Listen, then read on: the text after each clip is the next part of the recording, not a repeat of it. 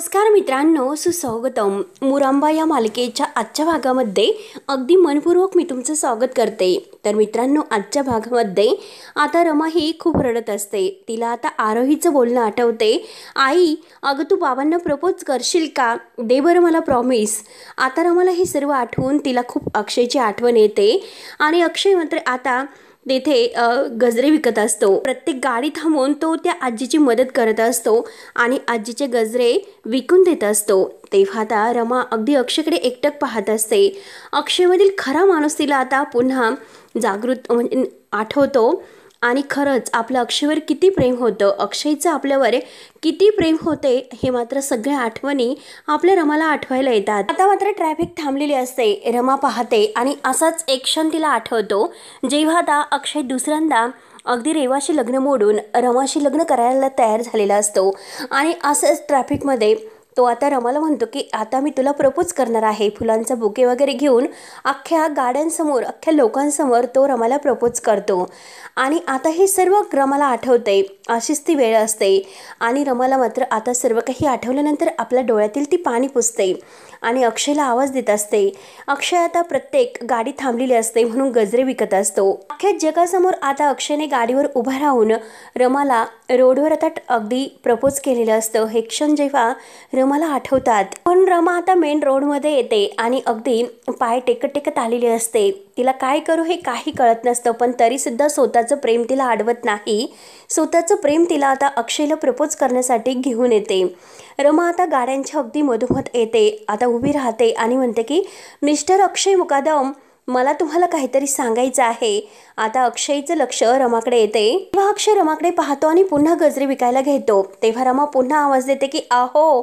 आता खूप जोरात तिने आवाज दिलेला असतो. अक्षय पुन्हा तिच्याकडे बघतो, अगदी खुणावून तिला काय असं विचारतो. आता अक्षयला ती आवाज देत असते की आहो आहो आणि तेवढ्यात आता ही साईची आई संध्या गाडीच्या खाली उतरते रमाचा आवाज ऐकून. आता रमाला पाहते आणि रमाला बघून तिला खूप आनंद होतो. धावतच ती रमा जवळ येते की रमा म्हणत. आता संध्याला बघून रमाला वाईट वाटतं, कारण आता ही इथे कशाला आली असेल म्हणून तिला आता आणखीनच कम्फर्टेबल होतं असतं. आता ही संध्या धावत तिच्याजवळ येते. आता रमाला जी तिने साडी दिलेली असते आणि ती साडीच मात्र रमाने नेसलेली असते. ती बघून तिला आणखीन आनंद होतो. ती विचारते की रमा, अगं मी तुला दिलेली साडी आणि तो चुडा खरंच तू तर अगदी घातलेला आहे. आता म्हणून रमा मात्र बघत असते. काय उत्तर देऊ हेच रमाला कळत नाही. तिला आता अक्षयला प्रपोज करायचं असतंय आणि ती आता अक्षयकडे पाहत असते आणि संध्याला बघून मात्र आता रमाच्या प्रपोजचा खूप काही अगदी पचका होतो. आता अक्षय रमाकडे बघतो आणि नक्की रमाला काय सांगायचं असेल म्हणून तो रमाकडे डोकावून बघून थोडासा मागे येतो. आता ही रमाचं सुद्धा काय करू आणि काय बोलू अशी अवस्था होते. आता ही संध्या म्हणते की अगं पोट्टे, म्हणजे तू साईबरोबर लग्नाला तयार झाली. आता संध्याला खूपच आनंद होतो. रमा काही बोलत नसते आणि त्याच वेळेस आता मालविका बाजार घेऊन जात असते आणि तिचं लक्ष आता हे दोघीवर जाते म्हणून ती लगेच आता ते झाडाच्या पाठीमागे उभी राहून हे सर्व ऐकत असते आणि पाहत असते. आता संध्या डायरेक्ट रमाला घट्ट अशी मिठी मारते. इतका आनंद तिला होतो कारण ती साईशी लग्न करायला तयार झाल्या असं तिचा आता गैरसमज होतो. संध्या रमाला बघून खूप खुश होते आणि देवाला हात जोडते की पप्पा देवच पावला. रमा बिचारी आता अक्षयकडे लक्ष असतं की अक्षय का आले नसतील, अजूनपर्यंत मी त्यांना आवाज देते म्हणून सगळं लक्ष आता अक्षयकडे लागलेले असते. संध्या म्हणते की अगं मी दिलेली साडी तू नेसलीस, हा चुडा तू घातलास. अगं 7 वर्ष माझ्या मुलाने भोगलेला वनवास शेवटी आता त्याचा अगदी फलदायी ठरला. आणि अगं रमा तू अशी काय बघतेस, तुझ्या आणि साईच्या लग्नासाठीच मी येथे आले असे जेव्हा ती म्हणते तर रमाला एक खूप आणखीनच धक्का बसतो. रमाच्या पायाखालची जमीन सरकते. ती मात्र खूप रडत असते. डोळ्यातून अश्रूंच्या धारा सुरू असतात आणि त्यात म्हणजे आता हे संध्याचं हे बोलणं शॉक बसल्यासारखं. आता रमा मात्र देवाला प्रश्न विचारते की हे सर्व माझ्यासोबत काय चाललं. देवा, अरे कसली परीक्षा घेतोस तू माझी. त्यावर आता संध्या ही रमाला म्हणते की अगं तू काय अवतार करून घेतलास हा. हे बघ आता मात्र तू टेन्शन घ्यायचं नाही आणि हे बघ अगं आता माझ्या मुलाबरोबर तुझं लग्न होणार आहे. हे सगळं जे काही आहे ना वेण्या वगैरे हे सगळं बदलून टाकायचं. काय अवतार केलास. अगं जुन्या रमाची कहाणी संपली, आता मात्र नव्या रमाची नवीन कहाणी सुरू होईल. आणि आता मात्र सिंगल लगेच आता सुटलेला असतो. आता सिंगल सुटला तर लगेच संध्याचं लक्ष जाते. संध्या आता रमाला म्हणते की अगं हे बघ चल आता हे वेण्या वगैरे आहे ना सगळं सोडून टाकायच्या आणि अगदी छान असं राहायचं. तेवढ्यात अगं सिग्नल सुटला असं ती म्हणते आणि आता अक्षय रमाकडे पाहत असतो. आता मात्र सिग्नल सुटल्यामुळे गाड्या आता सुरू होतात आणि आता अक्षय धावतच रमाकडे येत असतो. तोपर्यंत आता ही संध्या म्हणजे साईची आई रमाचा हात धरते आणि रमाला गाडीमध्ये बसवते. अक्षय धावत येत असतो परंतु तोच आता एक टेम्पोमध्ये येतो आणि तोपर्यंत आता ही संध्याची गाडी पुढे निघून गेलेली असते. अक्षय त्या गाडीमागे धावतो पण आता रमा त्या गाडीमध्ये बसून जाते. रमाचे डोळे पूर्णपणे भरून येतात. तिला आता अक्षयची सारखी आठवण येत असते.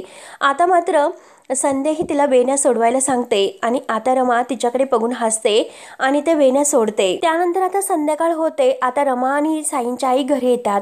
रमा मात्र आता अण्णा आणि साईंच्या आईंना चहा घेऊन येते. अण्णा थँक्यू असं म्हणतात परंतु रमाचं लक्ष कुठे असतं. रमा आता मनात हा विचार करते. आता मात्र रमा विचार करत असते की साईंची आई म्हणते की साडी मी आणली परंतु आता ही साडी आता अक्षयने आणलेली आहे. नक्की हा सर्व काय घोळा आहे. कारण जेव्हा अक्षय हा रमाच्या कॅबिनमध्ये असतो आणि ती साडी रमाला म्हणजे असं वाटतं की त्यानेच तिथे ठेवली म्हणून. आता रमा आलेली असते. अक्षय लगेच तो बॉक्स उचकून बाजूला होतो. आता रमाला नक्की हेच कळत नाही की साडी नक्की आणली कोणी. आता मात्र मला साईंशी हे सर्व बोलावं लागेल की नक्की खरं काय आहे त्याशिवाय मला काही कळणार नाही. पण अक्षयला काय वाटलं असेल कारण मला त्यांना मनातील सर्व सांगायचे होते. त्यानंतर आता अण्णा हे संध्याला म्हणत असतात की खरंच तुम्हाला काय सांगू तुमचा साई खरंच खूप गुणी मुलगा आहे. तो इथे आल्यापासून त्याने माझं आयुष्य सगळं सुखमय करून टाकले. रमा आणि तो जेव्हापासून इथे आलेत माझ्या संस्थेचा सर्व कारभार पाहतात. सर्व जबाबदारी आहे तर ते शेअर करतात. आता संध्या म्हणत असते की हो ना आणि त्याने स्वतःच्या आईचं स्वप्न पूर्ण करावं असे त्याला वाटत नाही का. त्याने माझं स्वप्न पूर्ण करावं. एकदा की त्याचा संसार सुरळीत सुरू झाला तर माझ्या मागचं टेन्शन जाईल. आणि देवाला हात जोडते म्हणते की बाप्पा अरे आता मात्र अगदी माझ्या मनासारखं झालेलं आहे तर. आणि रमाकडे पाहते. रमा बिचारीचं लक्ष नसते.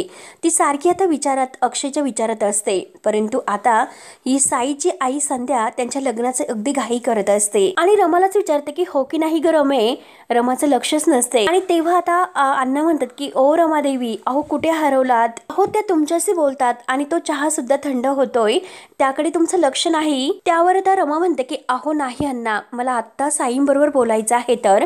त्यावर तर लगेच अण्णा म्हणतात अगं तुला साई बरोबर बोलायचं आहे ना मग त्याला एकदा येऊन दे तर खरं असे अण्णा म्हणून आता खूप हसतात. आता संध्या इतकी खुश असते आणि ती रमाला म्हणते की रमा खरंच मला खूप आनंद वाटलेला आहे. खूप अगदी इतका आनंद झालेला आहे काय सांगू. म्हणजे माझ्या मुलाला तू मनापासून स्वीकारले. आता मात्र रमाच्या मनात सुद्धा नाही पण तरी सुद्धा आता बळजबरीचं हे नातं आहे तर ते तिला ऐकून घ्यावे लागते. आता हा सगळा गैरसमज असतो आणि तेवढ्यात तिथे साई येतो. साई आपल्या आईला बघून खूप खुश होतो. साई लगेच धावत येतो. आईला घट्ट मिठी मारतो आणि आईच्या पाया पडतो. आता ही संध्या खूप खुश होते आणि म्हणते की सुखी राहा रे पोट्ट्या. संध्या म्हणते की अरे केव्हापासून तुझी वाट पाहते केव्हाची आले मी. आता साई म्हणतो की अगं आई तो कामात होतो गो मी. त्यावर आता अण्णा साईला म्हणतात की अहो साईराम तुम्ही आलेला आहात ना मग बसा गप्पा करा. आता संध्या म्हणते की अरे लाजतोस कशाला ही तुझी होणारी बायको आहे बस ना अरे गप्पा कर. साई म्हणतो की आई तू काय बोलतेस. रमाचं आता ह्या गप्पांकडे लक्ष नसतं.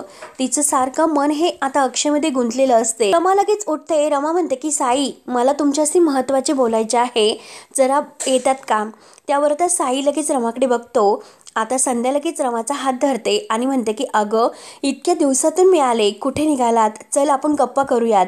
म्हणून ती रमाला पुन्हा खाली बसवते. अगं तू माझ्याशी बोल त्याच्याशी काय त्याच्याशी तुला तर आयुष्यभर बोलायचं आहे. साई म्हणतो की माई अगं काय बोलतेस. आता माई म्हणते की अरे बाबा नाही बोलत. बरं ठीक आहे. आणि आता ती म्हणजे माई आहे तर रमाकडे सुद्धा बघते आणि साईकडे दोघांना म्हणते की हे बघा तुम्हाला एक गोष्ट मला सांगायची आहे तुम्ही मला आता माफ करा. म्हणून रमाचा ती हात धरते. अगं हे बघ माझ्या मनामध्ये गैरसमज होता. 7 वर्ष तू माझ्या मुलाशी लग्न करायला तयार नव्हती म्हणून मला तुझ्याविषयी खूप राग होता. मला असं वाटायचं प्रेम मात्र अक्षयवर करते आणि फायदा मात्र माझ्या पोट्ट्याचा घेते. त्यावर साई आता माईला म्हणतो की अगं आई जाऊन दे तो विषय कशाला घेतेस. आता माई मात्र साईला म्हणते की तू शांत हो. आणि रमाला म्हणते की हे बघ रमा, तुला एक गोष्ट सांगू, अगं मी दिलेली साडी सुद्धा तू नेसली आणि मी दिलेला चुडा सुद्धा तू हातामध्ये घातला. हे सर्व बघून आता मला इतका आनंद होत आहे. माझी खात्री पटली की तू माझ्या मुलाशी लग्न करायला तयार आहे म्हणून, अगदी मनापासून तयार झालेली आहे. तर तेव्हा आता लगेच रमा म्हणते की हो, मला साडीबद्दलच बोलायचं आहे. अण्णांना इतका आनंद होतो. अण्णा सुद्धा आता यांच्या आनंदात सामील असतात. परंतु रमाला जे सांगायचं आहे ते कोणी ऐकायला तयारच नसते. साई म्हणतो की हो हे मला सुद्धा मला हे सांगायचं होतं. ही साडी आणि चुडा मात्र आईने पाठवलेला आहे. तर त्या दिवशी जरा मी गडबडीत होतो म्हणून हा साडींचा बॉक्स मी तुमच्या कॅबिनमध्ये पाठवलेला होता.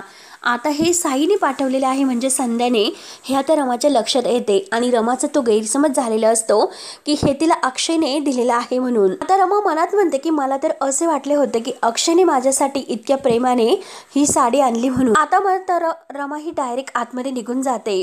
रमाचा चेहरा मात्र साई ओळखतो, परंतु संध्या आणि अण्णा म्हणतात की अरे अगं रमा, काय झाले? आता साईची आई माई म्हणते ती पोरगी लाजली असेल म्हणून आत गेली असेल. आता रमा आत गेल्याचं साईला मात्र समजते. त्यावर आता अण्णा खुश होऊन म्हणतात की मी तुम्हाला एक गोष्ट सांगू का, तुमच्या या साडीमुळे मात्र या दोघांच्या लग्नाची गाडी लगेच रुळावर आली. तर आता साई सुद्धा हसतो. अण्णा आणि संध्या आता खूपच खुश होतात. लगेच लग्नाचा विषय घेतात आणि म्हणतात की हे बघा अहो अण्णासाहेब, आता साखरपुड्याची तारीख, लग्नाची तारीख ह्या सगळ्याबद्दल आता आपल्याला ठरवावे लागेल आणि आता लग्नासाठी अगदी तयारीसुद्धा आपल्याला करावी लागेल आणि आता एंगेजमेंटची सुद्धा लवकरात लवकर तयारी व्हायला हवी. आता साई तर खूप खुश असतो, परंतु रमाला आता नक्की काय करू हे काही कळत नाही. अण्णा आता खुश होऊन म्हणते की अहो वेळ कसली, आता मात्र आजच हे सर्व आपल्याला करायचं आहे. साखरपुड्याची तारीख सुद्धा आणि लग्नाची तारीख सुद्धा आजच काढायची आहे. आणि आता मात्र ते माईंना चहा घेण्यासाठी सांगतात.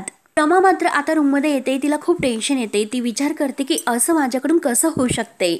जी साडी मला साईने आणली होती आणि ती अक्षयने आणली हे मला कसं वाटले, माझा इतका मोठा गैरसमज कसा झाला असेल. म्हणून रमा आता खूप रडत बसते. रमाला आता काय करू आणि काय नाही हे काही सुचत नाही. ती फक्त रडत असते. तर आणि तेवढ्यात आता रमाचं रूप आता रमाच्या समोर उभे राहते आणि म्हणते की आर के मॅडम, अहो तुम्हाला आता कळते का, तुमच्यामध्ये आता नव्या रमाची ही प्रेम कहाणी सुरू होणार आहे. तर रमा रडतच विचारते की म्हणजे काय. त्यावर आता तिचं जे रूप आहे, मन आहे दुसरं, तर ते विचारते की अगं म्हणजे काय विचारते.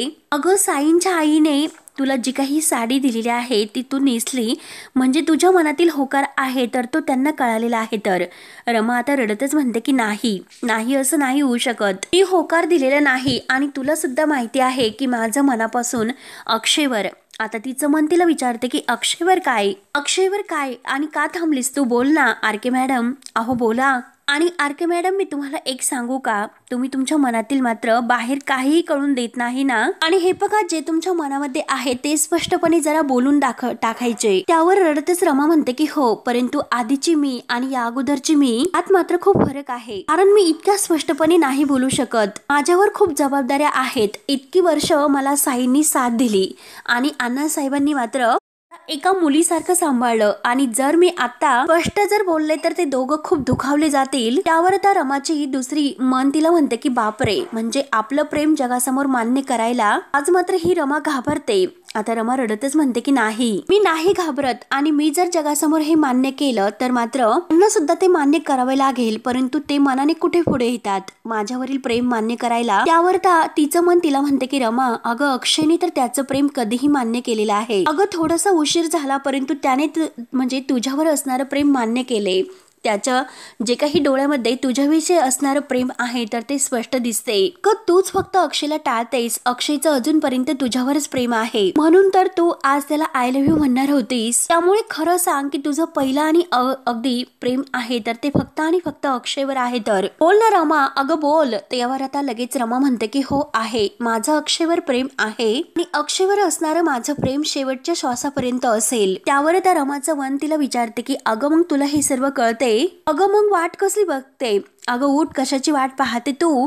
अगं उठ आणि जगाला सांग, ओरडू ओरडू सांग की तुझं अक्षयवर प्रेम आहे तर. आणि हे बघ रमा, तुला आयुष्याने पुन्हा संधी दिलेली आहे आणि अशी संधी ही नशिबाने सगळ्यांना मिळत नसते. त्यामुळे रमा, मी तुला मनापासून सांगते, अगं ही मिळालेली संधी तू प्लीज गमावू नकोस. अगं तू जा आणि अक्षयला सांग की त्याचं तुझ्यावर खूप प्रेम आहे आणि तुझं सुद्धा त्याच्यावर खूप प्रेम आहे. अगं रमा, तुला कळतं ना मी तुला काय सांगते? उठ रमा. अगं इतकी वर्ष तू घुसमटत राहिली, मग तुला आता इथून पुढे सुद्धा तसंच राहायचं आहे का? अगं मन मोकळेपणाने आता अक्षयला सर्व काही सांग, त्याच्या प्रेमाचा प्रपोज त्याला कर आणि अक्षय बरोबर नव्याने सुरुवात कर. आणि हे फक्त आणि फक्त तुझ्याच हातामध्ये आहे. त्यामुळे रमा, अगं विचार कसला करतेस?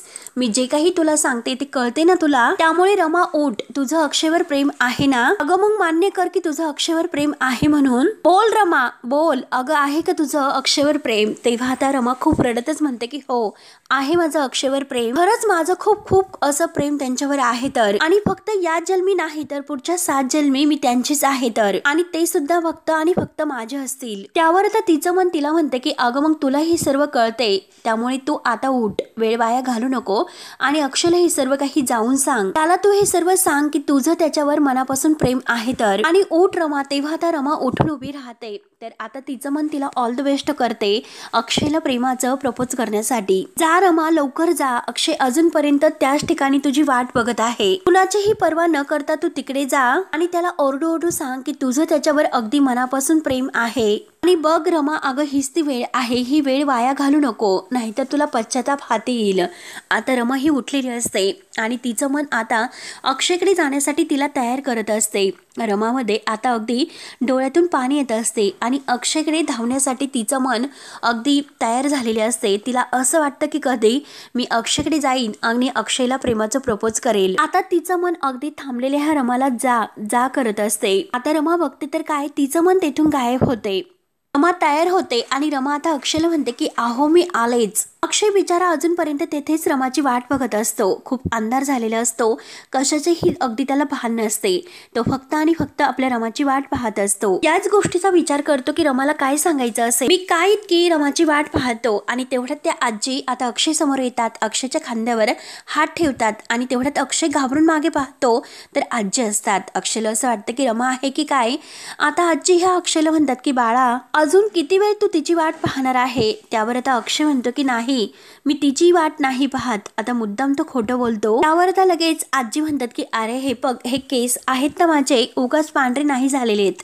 अरे कोण आहे ती तुझी? तेव्हा आता अक्षय म्हणतो की रमा आणि बायको होती, आता मात्र आम्ही वेगळे झालो. आता हे ऐकल्यानंतर आजी म्हणते तरी सुद्धा तुमचं आता एकमेकावर असणारं प्रेम इतकं कसं बाकी आहे तर. त्यावर आता अक्षय म्हणतो की नाही, काही प्रेम वगैरे नाही आमच्यामध्ये. त्यावर आता आजी विचारते की अरे तुमचं एकमेकावर प्रेम नाही, मग तू कशाला अजूनपर्यंत थांबलेला आहे? आता अक्षय म्हणतो की तिने जाताना मात्र मला हाका मारली होती, तिला मला काहीतरी सांगायचं होतं. काय सांगायचं होतं हे मला ऐकू नाही आले, मग तेच मला जाणून घ्यायचे होते की नक्की तिला काय सांगायचे होते, म्हणून मी तिची वाट पाहतोय आणि थांबलो. त्यावर तर आजी म्हणते की असं का? अरे मग तिला फोन कर, तिला विचार नक्की तिला काय सांगायचं होतं. तर अक्षय म्हणतो की नाही, आता फोनवर मात्र समोरचा माणूस दिसत नसतो, माणूस खरं बोलतो की खोटं बोलतो हे काही कळत नाही आणि त्याच्या मनात नेमकं काय आहे हे सुद्धा आपल्याला नाही कळत. त्यामुळे फोनवर नाही तर तिने मला ती अगदी माझ्या समोर उभं राहून सांगायला हवं. त्यावर मात्र आता आजी बरोबर ओळखतात. आजी म्हणतात की अरे तुझ्या बायकोची एक गोष्ट माझ्या लक्षात आलेली आहे आणि तुझ्या प्रेमाची सुद्धा, कारण तुझ्या बायकोला तिच्या प्रेमाची कबुली तुला द्यायची आहे तर. आणि हल्ली तुम्ही पोरं काय म्हणतात ते काय, आय लव्ह यू असं असं तिला म्हणायचं असेल आणि तेच तुला सांगायचं असेल आणि मात्र तुला सुद्धा तिच्या तोंडातून हे सर्व ऐकायचं असेल, हो की नाही? तर अक्षयचा चेहरा लगेच खुलतो, हसून तो आजींना विचारतो हो आजी तुम्हाला कसं कळलं हे सर्व? आजी म्हणते की अरे बाबा मी कित्येक वर्षापासून आता गजरे विकते, कित्येक पावसाळे पाहिले आणि तुमच्यासारखे प्रेम करणारे आता हे काही जण सुद्धा पाहिले. अरे तुमची जोडी म्हणजे त्या पांडुरंगाने स्वर्गात बांधलेली गाठ आहे तर. त्यावर तर अक्षय म्हणतो की आता काही उपयोग नाही, काही होणार नाही, कारण ती गाठ आता सैल झालेली आहे, तुटलेली आहेच असं म्हणा. त्यावर आता आजी म्हणते की अरे पोरा हे बघ, अरे पुरुषांचं वेगळं असतं, तो अख्ख्या जगासमोर स्पष्ट बोलतो, पण बायकांचं तसे नसते. बाई काय करते की फक्त आपल्या नवऱ्याला सांगते आणि सांगत सुद्धा नाही, ती तसं दाखवते. नवऱ्यालाच मात्र ते प्रेम समजून घ्यायचं असतं. त्यावर आता अक्षय म्हणतो की आता समजून घेण्यासारखं काही राहिलेलं नाही, आमच्यातील अंतर फार असं वाढलेलं आहे. तर आजी म्हणते की अरे हे पग नदी कशी वाहत असते, मग तुझी सुद्धा बायको आता तुझ्या प्रेमासाठी अख्ख्या दुनियाशी लढणार आहे, पण तुझ्याकडे ती परत येणार म्हणजे येणार. त्यावर तर अक्षय आजींचं हे बोलणं ऐकतो आणि म्हणतो की नाही, असं काही होणार नाही. आता मात्र ती सध्या जे काही श्रीमंत वातावरणात राहते, जे काही वावरते, त्यामुळे मात्र ती नाही परत येऊ शकत, शक्य नाही. तर आजी म्हणतात की अरे बाई मनापासून ज्याच्यावर प्रेम करते त्याच्यासाठी मात्र ती सगळं झुगारून देते, अख्ख्या दुनियाशी लढते. म्हणजे जे हे पग जसं जेथे विठ्ठल तेथे ही रुक्माई असणारच. आता आजी मात्र त्याला विठ्ठल रुक्माईची मूर्ती देते आणि आता काही फुलं सुद्धा देते. अक्षय म्हणतो की काय आजी, आता ते विठ्ठल रुक्माईच्या मूर्तीकडे पाहून अक्षय आता खुश होतो आणि आजी त्याला म्हणते की तू आता घरी जा, ते येणार आहे, तुझी रमा येणार आहे, सगळ्यांना झुगारून येणार, जा घरी, सगळं काही अगदी तुझ्या मनासारखं होईल. रमा सुद्धा इकडे अक्षयकडे यायला तयार झालेली असते. आता मात्र मित्रांनो हा भाग येथे संपतो. पुढील भागामध्ये साई मात्र आता रमा, अण्णा आणि माईंसमोर म्हणतो की हे बघ रम, तुला असं वाटतं की माई, अगं त्यांनी मला लग्नासाठी 7 वर्ष थांबवलं. जेव्हा तू रमाच्या डोळ्यामध्ये पाहशील तर तेव्हा रमामध्ये तुला एक आदर्श स्त्री समजेल. तेव्हा सुद्धा मी रमावर प्रेम करत होतो, आता सुद्धा करतो आणि शेवटच्या श्वासापर्यंत करत राहील. रमा आता हे सर्व ऐकून तिच्या डोळ्यामध्ये पाणी येते. त्यावर आता अण्णा हे रमाला म्हणतात की हे बघ रमा, अगं आता जर तू त्याला नाकारलं म्हणजे साईला, तर मला नाही वाटत की तो परत कुणाशी लग्न करायला तयार होईल म्हणून. त्यानंतर मात्र आता रमा निर्णय घेते. रमा मात्र आता इकडे मुकादमांच्या घरी येते, म्हणजे अक्षयकडे, आणि म्हणते की हे बघा, इतक्या दिवस मी तुमच्याबरोबर राहिले, मला खूप बरं वाटलं, परंतु आता मला जावं लागेल. आता मी लग्न करते, आता मी साईंबरोबर लग्न करत आहे असे जेव्हा ती म्हणते तेव्हा आता सगळ्यांना एक प्रकारचा मोठा धक्का बसतो. तेव्हा आता आरोही सुद्धा रमाकडे पाहत असते. तर मित्रांनो आता पुढे काय होईल हे बघण्यासाठी मात्र आपल्या चॅनलला नक्की सबस्क्राईब करत राहा. धन्यवाद.